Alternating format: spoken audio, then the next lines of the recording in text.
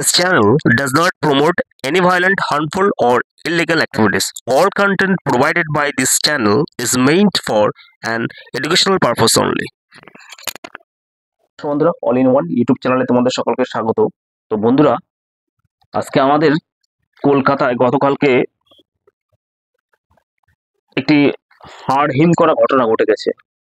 সেটা কি বন্ধুরা, কলকাতায় আড়হিতলা যে গঙ্গা ঘাট রয়েছে আর কি, সেই ঘাটে দুইজন মহিলা, অজ্ঞাত পরিচয় মহিলা, তারা কি করে একটা সুটকেস করে,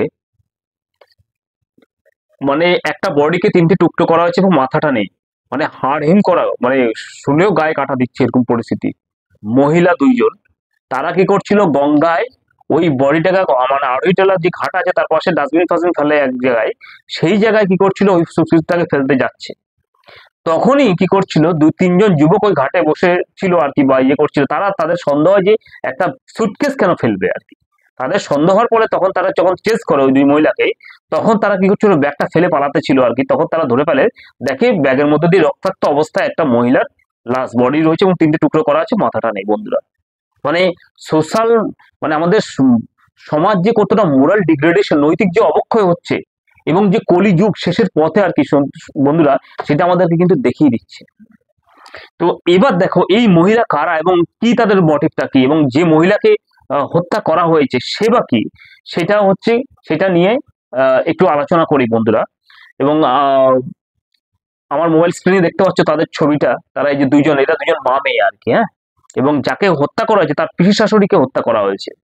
এবং এদের মেন হচ্ছে যে বাড়ি হচ্ছে বারাসাতের কাজীপাড়া বলে একটা জায়গা আছে। এই বারাসাতের কাজীপাড়ায় সংলগ্ন এরিয়ায় তাদের বাড়ি। এবং এদের নাম হচ্ছে ফাল্গুনী ঘোষ এবং আরতি ঘোষ। এই দুজন মহিলা, একজন মা এবং মেয়ে, ফাল্গুনী ঘোষ এবং আরতি ঘোষ। এবং যে বৃদ্ধাকে খুন করা হয়েছে তার নাম হচ্ছে সুমিতা ঘোষ। সুমিতা ঘোষ, উনি আসামে থাকেন, আসাম থেকে এসছে। সুমিতা ঘোষ সম্পর্কে কে?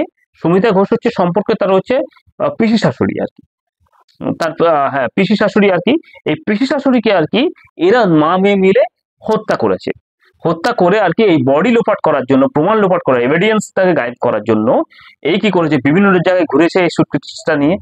ঘোরা টোরার পর তারপরে কি করে, এই বডিটাকে আড়হিতলা যে গঙ্গা ঘাট আর কি, সেখানে ভাসিয়ে দেওয়ার চেষ্টা করে আর কি, সুটকেস শুদ্ধ। তখন এই তিনটি যুবক দেখে ফেলে তখন তাদেরকে চেস করা, এবং করার পর তারা কিন্তু এভাবে ইয়ে করে, তারপর আটকে রাখে। পুলিশকে খবর দেওয়া হয়, পুলিশ আসে। পুলিশ আসার পর আর কি তাদেরকে থানাতে নিয়ে যায়। থানাতে নিয়ে যখন সমস্ত কিছু জিজ্ঞেস করে, তখন তাদের নাম পরিচয় সমস্ত কিছু ডাইভার্স করে আর কি। তো বন্ধুরা, এই হচ্ছে কি ঘটনা। মানুষের মধ্যে এত ইম্পেশেন্সি হয়ে যাচ্ছে যে মানুষ, আমরা তাহলে পশুর সঙ্গে, তো পশুর থেকেও তো আমরা অদম। একটা পশুকে ছিঁড়ে খায় না, একই জাতির, একই ধরনের, একই কাস্টমের, কিন্তু আমরা মানুষ হয়ে মানুষকে কিভাবে নৃশংসভাবে, মানে পশুর থেকেও নৃশংসভাবে আমরা হত্যা করে ফেলছি মানুষকে। তাহলে এটা তো কলিযুগের একদম শেষ সময় বন্ধুরা। এই সময় থেকে বাঁচার একটাই উপায় হচ্ছে কি, নাম সংকীর্তনের মধ্য দিয়ে আমাদের সকলকে আপ্লুত হওয়া। না হলে কিন্তু যে ধর্ম রয়েছে, যে কোনো ধর্ম, হিন্দু, মুসলিম, বৌদ্ধ, খ্রিস্টান, জৈন, মুসলিম সম্প্রদায় যারা রয়েছে, তারা সেই সমস্ত নবীজির নাম নিয়ে, নবীজির নাম এবং যে নামাজ, এগুলো আপনারা পালন করুন। এবং খ্রিস্টান সম্প্রদায় হচ্ছে যেগুলো, খ্রিস্টান গির্জাতে গিয়ে মানে আরাধনা করুন। হিন্দু সম্প্রদায় হচ্ছে নাম সংকীর্তনের মধ্যে দিয়ে মেটে। অন্য যে ধর্ম মানুষ রয়েছে, তারা সেই ধর্মের মধ্য দিয়ে, হ্যাঁ, অর্থাৎ একটু নাম সংকীর্তনের মধ্য দিয়ে এবং প্রার্থনার মধ্য দিয়ে সবাইকে এগিয়ে যেতে হবে। তবেই কিন্তু আমাদের মনুষ্যদের মধ্যে একটা পিস, একটা মেন্টাল পিস, যেমন মাদার টেরেসার একটা ইয়ে রয়েছে আর কি, হ্যাঁ, সেই জায়গায় আর কি বলে যে পিসটা, শান্তি, সেই শান্তি কিন্তু আমরা একে অপরের জন্য আনতে পারি।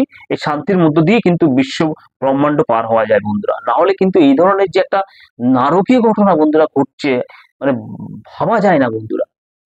দুজন মহিলা, একজন মহিলাকে হত্যা করে আবার ট্রলি ব্যাগে করে নিয়ে এসে বডিটাকে গঙ্গায় ভাসিয়ে দিচ্ছে, মানে কতটা ডেঞ্জারাস কাজ।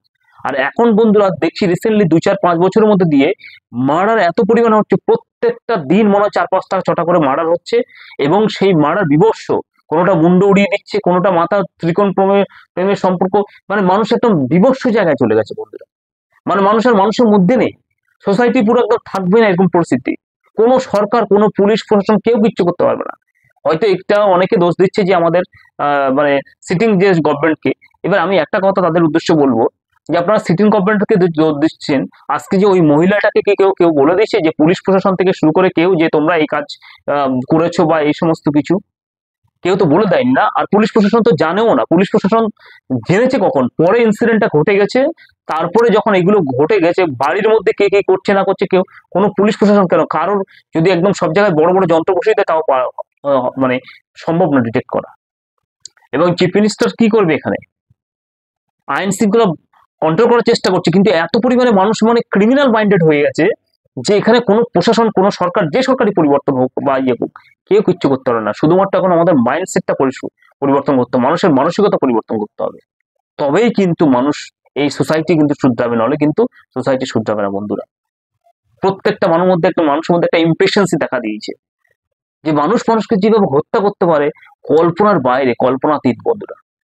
তো আশা করছি বন্ধুরা মানে সমাজের সমস্ত স্তরে মানুষরা একত্রিত হবেন, ধৈর্য ধরুন, ধৈর্যের মধ্য দিয়ে হবে। হঠাৎ মাথা গরম করবো যদি একটা মানুষকে মেরে ফেললাম, তাহলে সেই অনুতাপে কিন্তু আমাকে সারা বছর ভুগতে হবে, সারা জীবন ভুগতে হবে। আজকে এরা যে মা বোন যে কাজটা করেছে, তারা ভাবছে যে কাজটা করে বেঁচে যাবে, কোনোদিন অপরাধী কিন্তু একটা কিন্তু এভিডেন্স ছেড়ে যায়, যত বড় সেই অপরাধী হোক, যে ক্রিমিনাল হোক, তাকে কিন্তু সেই জায়গায় পুলিশ আইন এবং খুঁজে বের করবে। আজকে এরা দুজন ধরা পড়েছে, এদের জীবনটা সারা জীবন এদেরকে জেলে পৌঁছে করতে হবে বন্ধুরা। কি লাভ হলো? ওই যে মহিলাকে হত্যা করেছে বিশ্বাসরীকে, তার জীবনটা নষ্ট করে ফেললো, হ্যাঁ, একটা অমূল্য জীবন। এবং এরাও কিন্তু আজকে এদের জীবনও শেষ হয়ে গেল, কারণ প্রশাসন এবং আইন, জুডিশিয়াল সিস্টেম এই সমস্ত ক্রিমিনালদেরকে বাইরে রাখবে না, কারণ এরা হচ্ছে কেউ হত্যাকারী বন্ধুরা। তো বন্ধুরা, আশা করছি আবার সুদিন ফিরে আসবে, মানুষ আবার শান্ত সুস্থ হবে। আমরা এখন পশুর থেকে খারাপ হয়ে যাচ্ছি আস্তে আস্তে, কিন্তু আমাদের মনুষ্য হিসেবে মানসিকতা জাগিয়ে তুলতে হবে, যাতে সোসাইটি ঠিক থাকে, সমাজ আবার ভালো হয়। ভিডিওটা আজকে একটুখানি ভালো লাগলে লাইক শেয়ার এবং সাবস্ক্রাইব করবে। ধন্যবাদ।